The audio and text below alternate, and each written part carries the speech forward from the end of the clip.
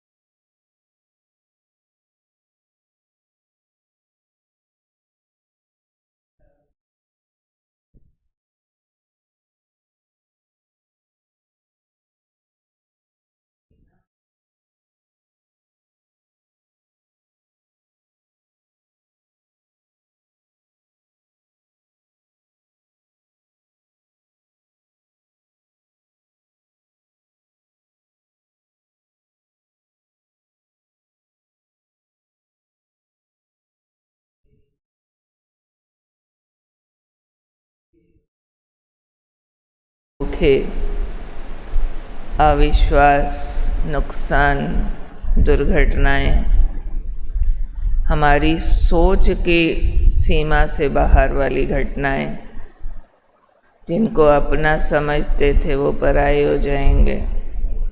जहाँ विश्वास थे वहाँ धोखे होंगे, अनबिलीवेबल घटनाएं होंगी।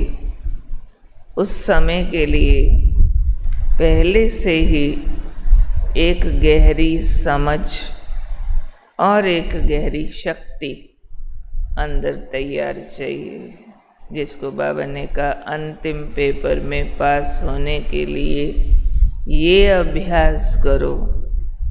एक दिन में 100 बार होना चाहिए कि मन को प्रोग्राम दो कि अब तुम इस पॉइंट पर एकाग्र हो जाओ।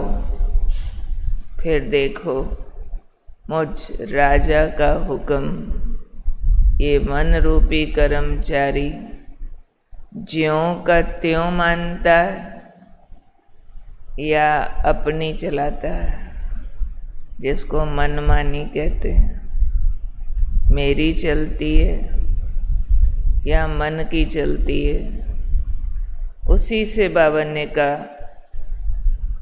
समझ पाएंगे कि हम राज्य अधिकारी बनने वाले हैं या नहीं। कई बार साकार मुरलियों से हम ये समझते हैं कि राजा बनने के लिए प्रजा बनानी है, बहुतों को बाप का परिचय देना, बहुतों को आप समान बनाना। बहुतों को बाप का परिचय दिया, वो बाबा का बन गए, परंतु आप समान तो पहले देखना पड़ेगा मैं आप कैसा हूँ। अब ऐसा तो नहीं कि मैं आप ही अपनी कर्म इंद्रियों का गुलाम हूँ, तो गुलाम की प्रजा होती नहीं है, होती नहीं है। वो तो राजा का भी सेवक है, तो प्रजा का भी सेवक ही कहलाएगा। इसलिए सिर्फ इतना काफ़ी नहीं है आपने बहुतों को ज्ञान सुनाया या बहुतों को ज्ञान में चलाया या बहुत सारी सेवाएं की। सबसे पहले और सबसे अधिक महत्वपूर्ण कर्म इंद्रिय जीत, अपनी सूक्ष्म शक्तियों पर विजयी। जहाँ ऑर्डर करें संकल्प को एकाग्र कि चलो संकल्प तुम आज 1 घंटा भी सतयुग में घूमो। वैसे नहीं 1 मिनट में वापस आ जाए और कलयुग में घूमने लग जाए। नहीं, ऑर्डर राजा का ज्यों का त्यों माना जाए। ये है सूक्ष्म शक्तियों पर अधिकार, राज ऋषि अवस्था, राज्य करने वाली अवस्था। इससे पता चलेगा हम राज्य अधिकारी बनने वाले हैं। तो सब अपने को देखो कि क्या मेरा मन ऐसा ऑर्डर मानता है। ऑर्डर कर कर के देखते हैं, आजमाते हैं अपने आप को। जो ऐसे आजमाते हैं, चेक करते हैं, देखें इस संकल्प पे मेरी कितनी देर एकाग्रता बनती है। ऐसे आजमाते हैं अपने आप को। वो हाथ खड़ा करो।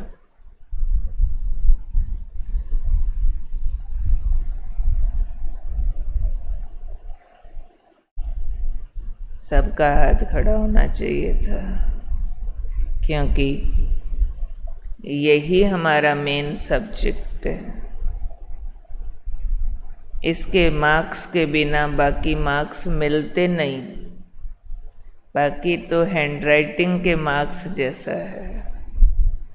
हमको सब्जेक्ट ना आता हो, हैंडराइटिंग बहुत अच्छी हो, साइंस का पेपर है, हमारा लैंग्वेज का पेपर है, हमारा मैथ का पेपर है, हिस्ट्री का पेपर है। हमें उस क्वेश्चन का आंसर तो उल्टा पुल्टा आता है, हैंडराइटिंग बहुत अच्छी है, कितने नंबर मिलेंगे? बहुत सारे पेपर्स के ऊपर लिखा होता था पहले 5 मार्क्स हैंडराइटिंग के। तो एक बार देखा हमारी क्लास में एक बच्चे को 100 में से 5 नंबर मिले।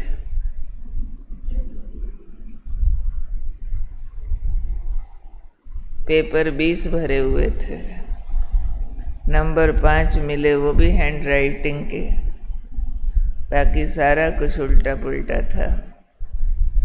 तो जो भी बाकी करें, बिना इन सूक्ष्म शक्तियों पर विजयी बने, बिना मन बुद्धि की एकाग्रता बनाए, बिना आत्मस्थिति में स्थित हुए जो भी करें, उससे भाग्य बहुत कम बनता है। मतलब ये कहने का, मेहनत बहुत हो जाती है, भाग्य कम बनता है। इसलिए बाबा के राजयोगी समझदार बच्चों को अपनी दिनचर्या में बार बार साइलेंस का पीरियड ऐड करना चाहिए। हर एक को आदत होनी चाहिए, दिन में 15-20 बार कम से कम अंतर्मुखी हो जाओ, अंदर मन बुद्धि का आवाज़ सुनो, उसको रीडायरेक्ट करो, उसको स्वमान दोबारा याद दिलाओ, उस स्वमान में स्थित कराओ। इसीलिए रोज सुबह हम स्वमान पे इतना टाइम देते हैं, ताकि वो स्वमान का अर्थ बुद्धि में चले जाए और दिन में अभ्यास करके उसको शक्ति, उसका बल बना दिया जाए, पावर बना दी जाए, जिसने अंतिम पेपर में हमें पास कराना है। क्योंकि अंतिम पेपर अनएक्सपेक्टेड होगा, अनाउंस्ड नहीं है कौन सा पेपर आने वाला है। इतना ज़रूर बाबा ने एक अव्यक्त मुरली में कहा था, जिस बच्चे के पुरुषार्थ में जो कमी रह जाएगी, वही कमी उसका अंतिम पेपर बनेगी, वही कमी से घटना आएगी, कोई ना कोई टेस्ट आएगा। किसी ने बाकी विकार जीते मोह छोड़ दिया, अंत काल में उसके मोह पर ही अटैक आएगा।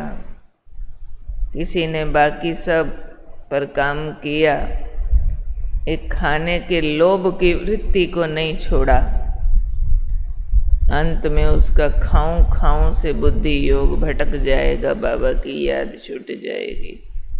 इसलिए हर सब्जेक्ट कवर करना, कोई भी मार्जिन छोड़ नहीं देनी है। इसीलिए आज बाबा ने कहा, राजा होके ऑर्डर करो, संकल्प तुम एकाग्र हो जाओ, फिर देखो कि आपका कर्मचारी आपका ऑर्डर ज्यों का त्यों मानता।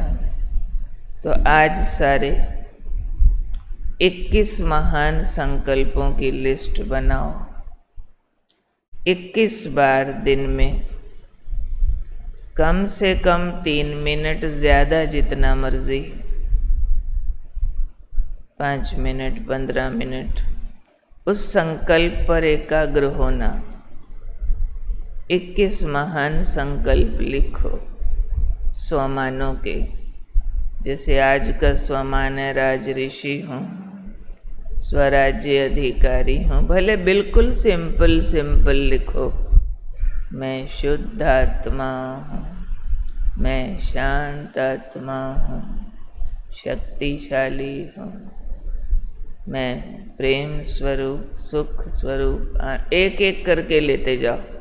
मैं परम धाम निवासी हूँ, मैं सूक्ष्म वतन निवासी हूँ, मैं सतयुगी देवता हूँ, मैं मंदिरों में पूज्य मूर्ति विराजमान हूँ, मैं संगम युगी ब्राह्मण हूँ, ऐसे 21 निकालो, अभी लिखते जाओ। साथ साथ 21 की लिस्ट पूरी करो और दिन में 21 बार इसमें से एक एक पकड़ो।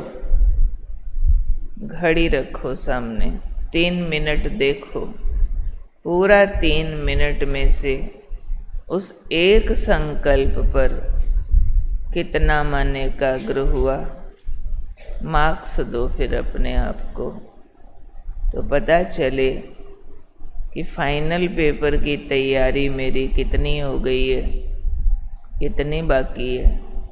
करेंगे सभी। फाइनल पेपर के लिए तैयार होना है ना हम सबको। तो कौन हूँ मैं आज? राज ऋषि और स्वराज्य अधिकारी। राज माना अधिकारी, ऋषि माना वैरागी, दोनों हूँ। बेहद की वैरागी आत्मा, स्वयं पर राज करने वाली विशेष आत्मा हूँ।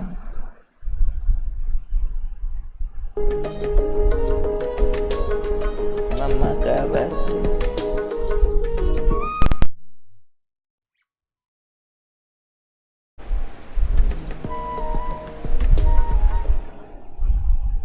ओम शांति।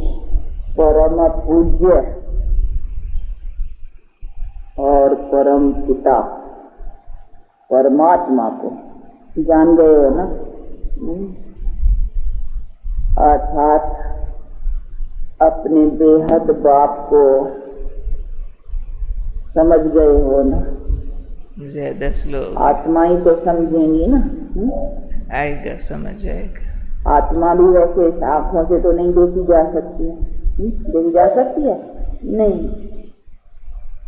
तो परमात्मा को भी भले से आंखों से नहीं देखते हैं, परंतु जानते हैं कि हम आत्मा, जो भी मैं आंखों से देखी जाने वाली नहीं हूँ आत्मा, परंतु मैं जानती हूँ मैं आत्मा हूँ। आत्मा को भी तो जाना जाता है ना, तो परमात्मा को भी जाना जाता है। भले दिव्य दृष्टि से देखे भी, परंतु भला देखा ना, फिर भी तो उसके लिए जानना पड़े कि देखी हुई चीज क्या है, का ऑक्यूपेशन, उनका पहचान तो सब फिर बुद्धि से जाननी पड़ेगी ना। जान कर करके तो बुद्धि से फिर उसे याद रखना है। तो ये सब ऐसे भी नहीं है जो दिव्य दृष्टि से देखते हैं तो वो कोई ज्योति रूप का बैठ करके ध्यान करने का है, ऐसा भी नहीं है। तो उनका कोई ध्यान रखने का है नहीं। ये तो बुद्धि से बाप है। जैसे बच्चे को बाप सारा दिन कोई फोटो रख कर करके थोड़ी ही, या फोटो सामने ला कर करके मानसिक भी कहीं करते हैं नहीं, मानसिक वो मूर्ति को ला कर करके मानसिक पूजा करते हैं, सारी पूजा मानसिक करते हैं, ये करते हैं। कहीं ये सब भक्ति मार्ग में तो बहुत, ऐसा भी नहीं है। ये तो बाप के हैं प्रैक्टिकल, और बाप को याद रख कर करके बाप का जो फरमान है, बाप की जो आज्ञा है, उसी को पालन करते रहना है। ये है उनका फरमान। बाकी ऐसे नहीं कहता मेरा सारा दिन तू मेरा चित्र बुद्धि में मानसिक भी रख कर करके खाली तू उसको देखते रहो ना। कहते याद रखो, मुझे याद रख, मुझे भूल ना, ऐसे ना मुझे देखते रहो। कहा भी है गीता में भी है, मन मना भव, मन को निरंतर मेरे में स्थित